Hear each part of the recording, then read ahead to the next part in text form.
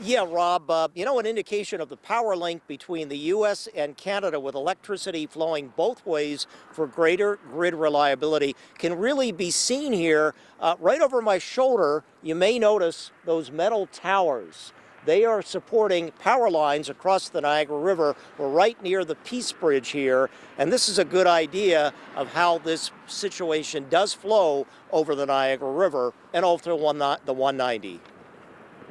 As this map from the Center for Strategic and International Studies shows, there are many energy connections between the U.S. and Canada, including also power lines at the Rainbow Bridge and Devil's Hole sites in Niagara Falls. The New York Independent System Operator, which coordinates all the links, confirms it. Of course, all this talk of a 10% U.S. tariff on Canadian imported power, as well as the Ontario Premier's threatened 25% surcharge, which is now on hold, also make the power point. We've repeatedly sought more details on a potential cost impact for Western New York customers of National Grid and NYSEG, and on Monday, Governor Hochul and Senator Schumer finally formally did so, as they told the state's Department of Public Service and an energy research agency to run such a review within 7 days. It's interesting to see a National Grid press release from 2016 about a power link between their New England service area and Canada.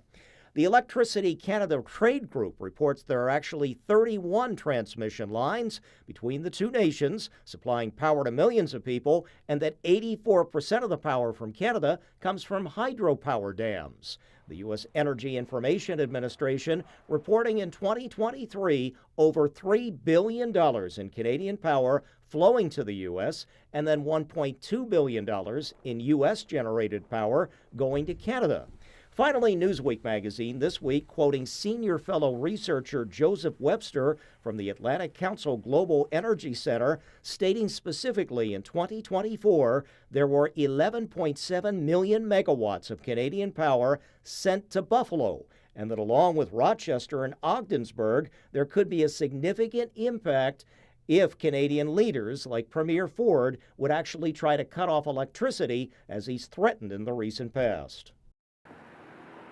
Now, Governor Hochul's press release on requiring those tariff reviews from those state agencies also suggests the idea of including a line on monthly power bills for utility customers that would indicate how much the tariffs could be potentially costing them. We'll see how this all comes together. On your side, live by the Peace Bridge, I'm Ron Plants, Channel 2 News. Back to you.